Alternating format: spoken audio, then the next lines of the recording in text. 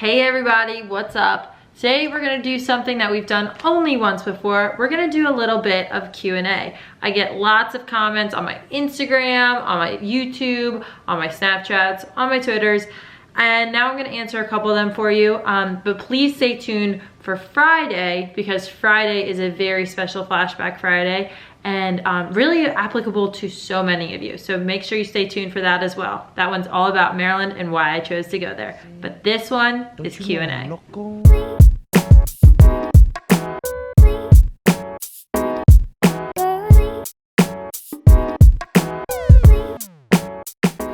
So first question of the day is from Elaine Aries, and she asks, do I accept goalies at my clinics? The answer is yes, I do accept goalies at my clinics. Now, while I usually don't have a goalie coach there because the goalies I know are still playing or they're college coaches and can't work these types of clinics, I do have my counselors who are there.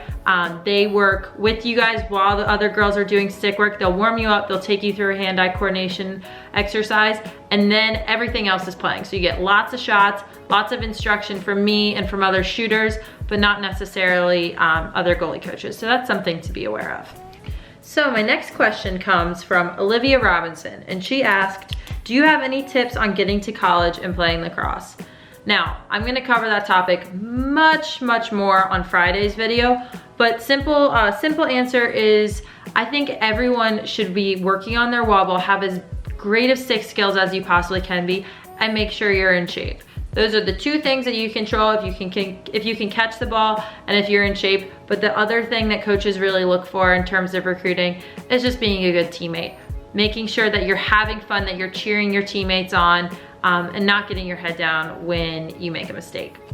Sierra Ra, I hope I said that right, asked, what was the UA senior game like? Now that was a long time ago, but from what I remember, that was an awesome experience. You got a lot of cool gear. You played with the best girls in the country in your age group.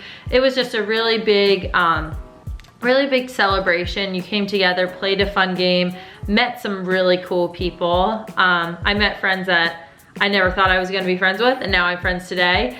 And I think that's a really cool sort of stepping stone in any player's life. So overall, it was a great experience. And I've been fortunate to go and watch my sister play, and maybe I'll be back next year. Hannah Mary asked, what was a normal day like at Maryland? And those days differed depending on whether we were in the fall or the spring. Fall was a little lighter. We could only go 5 days a week. So we'd practice, we'd lift, we'd run. And then once we were done with practice, we had to go to school. So then we would go to classes. We would have mandatory study hall hours, at least for freshman year.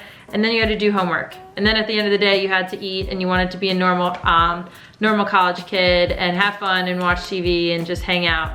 So basically, long story short, playing lacrosse in college was essentially like having a full-time job and playing a sport.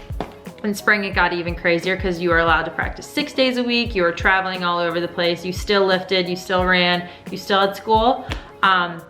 But it was the best 4 years, craziest 4 years, most hectic 4 years, but best 4 years of my life. A decision that I'm so happy I made. That was, even through all the crazy days, that was by far a great decision of mine.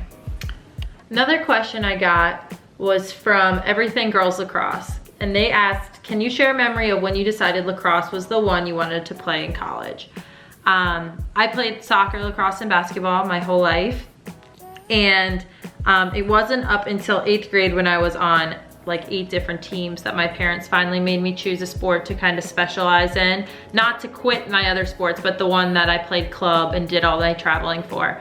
And I just saw so much opportunity with lacrosse. I thought I could go to a great school. And more importantly, I had so much fun with the people I was on a team with. And I think that made my choice of going to lacrosse and choosing lacrosse so much easier because I just loved the people I was around and the coaches who I had. It was a very easy decision for me. The last question I have is from Setlack Soccer 77. Does Lauren have a man friend? You're gonna have to follow her on Instagram at laurenlee.1 to find out.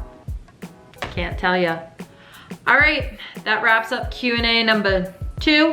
Be sure to tune in on Friday for a recruiting video, all about my recruiting process to Maryland and what it kind of took to get there, how I came to my decision, and why I'm still very thankful I made that decision so long ago. So if you have any questions you want me to answer during my recruitment video, please comment below, and I will see you Friday. Bye.